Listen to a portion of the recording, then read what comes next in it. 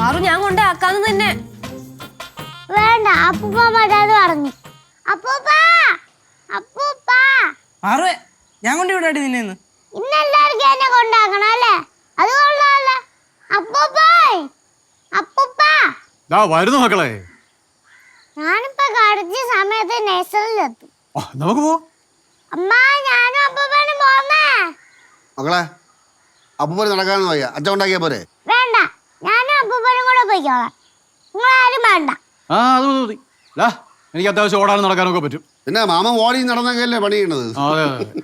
അപ്പൂപ്പ വൈകുന്നേരം വിളിക്കാൻ പോണേ. വരാം. അയ്യോ വൈകുന്നേരം അപ്പൂപ്പനെ അവിടെ നടത്തണ്ട.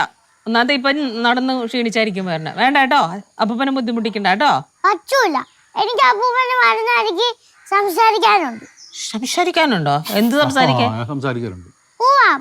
അപ്പൂപ്പനെ കൈ പിടിച്ചോ. കയ്യെ പിടിക്കാം. മാഡം ബാഗൊന്നും വേണ്ടേ? ബാഗ് വാങ്ങിച്ചില്ലേ? അയ്യോ അപ്പൂപ്പനെ കണ്ടോ മറന്നു, എല്ലാം മറന്നു. മറന്നു. ശരി ഇതില് പോ. പോണ വഴിയില് ഐസ്ക്രീം ഒക്കെ ചോദിക്കും കേട്ടോ. അപ്പോൾ എല്ലാം വാങ്ങിച്ചു തരും കേട്ടാ. ഒക്കെ വാങ്ങിച്ചു കൊടുത്തോളാം ഞാൻ. അതൊക്കെ ഇറങ്ങും. അപ്പോഴേക്കല്ലേ പറഞ്ഞു എല്ലാം വാങ്ങിച്ചു കൊടുക്കി കൊടുക്കാവടാ.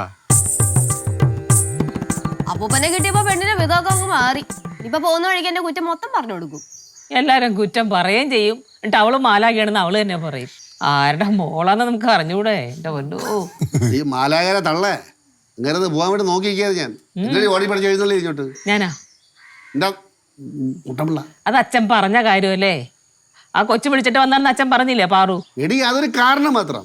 എടി ചെന്നൈ ഇരിക്കുന്ന അങ്ങനെ മൂത്ത മോന് നിന്റെ ചേട്ടന് അങ്ങനെ എത്ര ലക്ഷം കോടി കൊടുക്കാൻ പോണത്? എല്ലാം മണത്തറിഞ്ഞിട്ട് വന്നേക്കാണ്. മണത്തറിയ ഞാൻ ശൂരനാടി. മണത്തറിയെ വലിയ ഗൗരവത്തിൽ വരുന്നു, കൊച്ചിനെ കളിപ്പിക്കുന്നു, നൈസാ കാര്യങ്ങൾ പറയുന്നു. എടാ നിനക്കൊക്കെ തല വിളഞ്ഞില്ലടാ. പേട്ട തല അച്ഛൻ എന്തോന്ന് വെച്ചാ പറയണത്? മനസ്സിലാവില്ലെന്ന്. അച്ഛൻ ശരിക്കും പ്രശ്നം എന്തുവാ? ശരിക്കും എന്തോ പ്രശ്നം എന്നാ? അടുക്കള നടക്കണ മൊത്തം കാര്യം വന്നിട്ട് അച്ഛൻ്റെ അടുത്ത് പറഞ്ഞു കൊടുത്തതിന് എന്തോ പ്രശ്നം എന്നാ? അത് എങ്ങനെ തന്നെ ഉണ്ടാവുള്ളൂ? അടുക്കള നടക്കണ എന്ത് കാര്യം ഞാൻ അച്ഛൻ്റെ അടുത്ത് പറഞ്ഞു കേട്ടോ. ചേട്ടൻ ഞാൻ എന്റെ സാമ്പത്തിക കാര്യമല്ലേ അവിടെ പറഞ്ഞത്.